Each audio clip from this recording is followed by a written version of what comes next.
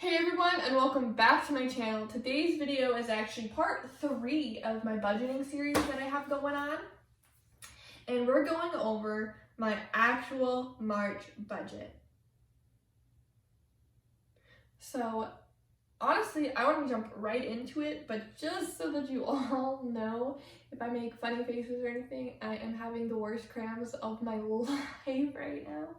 And I'm really fighting through it to get this done. So just ignore my face. Let's jump right into it. My March budget looks a little bit weird. I'm expecting to really only make $350 this month. I have $365 that kind of just rolled over from last month because I knew this month was going to be tricky. And the only paycheck I expect, or at least know for sure I'm going to be getting this month, is from my previous job, which is going to be $350. Cross our fingers. I really rounded down, so it would really suck if it's less than that. With that paycheck, I have to pay entertainment, student loans, Photoshop, and my phone. I don't know if I might have said that. So with these two paychecks, with this paycheck and rollover money, I have to make sure that all $55 worth of my bills for entertainment are paid, my $110 student loan, my $36 Photoshop bill because I'm paying for the entire year, and $55 for my phone. That is $356 worth of bills that need to be paid. And then I have $25 for spending and $75 for cushion. And that might be interchangeable. I might end up doing $50 for spending and $50 for a cushion. I just really wanted to make sure that I had a significant amount of money put away for my cushion. But when I originally filled all this out, I wasn't planning on purchasing a vehicle. And now it's possible that I'm going to be going and purchasing a vehicle this month. And if that happens, I'm probably going to need a little bit more spending money for little things like, what are those called that make your car smell? You know what I mean? Or simply like wipes for my car. Little things like that might just end up being a little bit more than $25, which really is why there's a cushion. Just if I know that I'm going to end up spending $50, I'd rather just say that I have $50 of spending money and $50 of cushion money. So that's going to be about $100 worth of variable spending. And then I have $450, so that plus, so far all of my expenses equals $456. And if you go up to where I was speaking, or if you go back to when I said that I had rollover money and paycheck, my rollover was $365. My paycheck was $350. Therefore, I have $715 that I can use to pay my bills.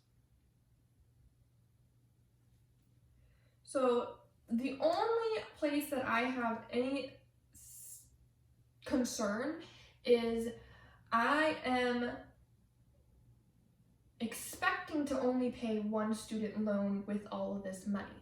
I'm assuming that I am about 99.5% sure that I'm going to be getting a paycheck from my new job in March, but not till the very end of March. So what I'm concerned about is that what if I don't get that paycheck? How am I going to pay my student loans?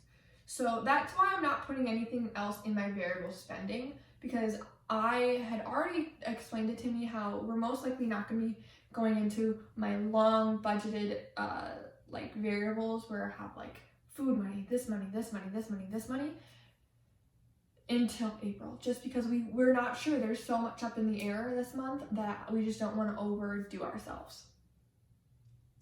But hopefully I do get some money to be able to pay those student loans. But because I need to be at least, it needs to be at least a possibility that I can have money put away and use for that without pulling it from anywhere else where my money is saved, I am saving $259. So whatever is left over, I'm putting into savings. So the way that I budget my money is I budget it paycheck to paycheck, and then I know how much my monthly bills are, and so that I know how to get to the numbers that I need. But I also know that all of my bills aren't going to be covered with one paycheck. So we kind of have to make sure that we space it out, figure out how much money I need to get how much money needs to get put here, how much money needs to get put in checking, how much needs to get put in savings, house fund, this or that. So I do that by paycheck to paycheck. So with paycheck 1, which is technically that rollover money that I was talking about, that $365, we're putting $349 into my checking for all of those bills that need to get paid. And for savings, we're putting $16. So just all that extra money, $16 to savings.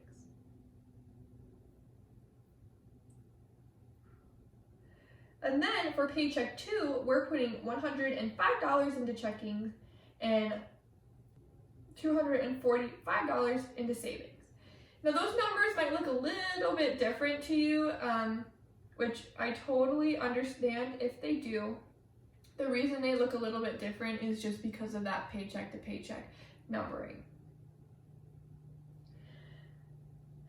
And then why does this look so different from what I explained in my last video? Like I said before, I just don't know if I'm going to get a paycheck from my job this year for 100% certainty, this month for 100% certainty, and I don't want to have that uncertainty really just screw me over. So that's why the numbers just don't look the same. So I kind of want to go back over my financial goals for my future. So I want a car. My goal is to get a car. I really want a camera. It's something that would make my life so much easier with my YouTube. So those are 2 big money items that I'm looking to purchase this year, honestly, within the next few months. And then I want to tackle my savings. I want to be able to have I want to be able to have a year's worth of expenses in that account. I want to have 6 months worth of expenses in an emergency account. So really I want to have a home account for home emergency savings, down payments in the future, or just home improvements. In my savings account, I want to have, my savings, my sinking funds that don't have a home in a different account, and so forth. 1 year's worth of savings, or 1 year's worth of expenses. In my emergency, just 6 months worth of expenses. I want a car maintenance account, where I can put that maintenance money, or my future payments, my insurance money that I'm saving. And I know that money's safe because I don't have to touch it, because I know that's only for my car. And then, you always just have your checkings to pay for your bills and your spending. The last financial goal that I really, really have, I don't have huge financial goals. I don't plan on purchasing a house by myself anytime soon, or anything like that, but I do really want to be debt-free. My debt-free journey, I think, is going to look more like the avalanche way. I'm going to pay off my car first because that has the shortest loan and the highest interest, and then my school loans, and ideally I would like to have all that paid off in 5 to 7 years. Now, looking at 5 to 7 years, it's totally doable. However, if I budgeted in like that, I would literally have no money for myself at all.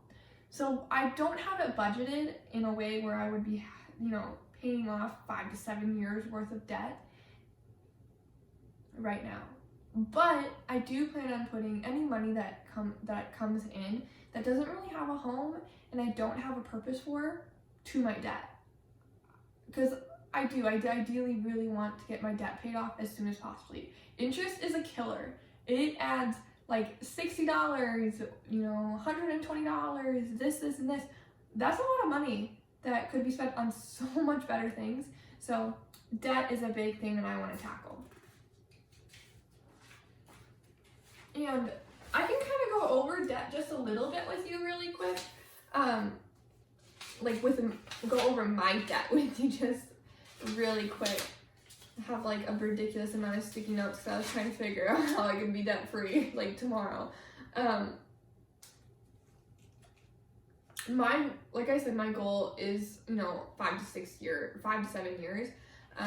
And my ideal car purchase would be about $22,000, give or take. I have about $30,000 worth of student loans.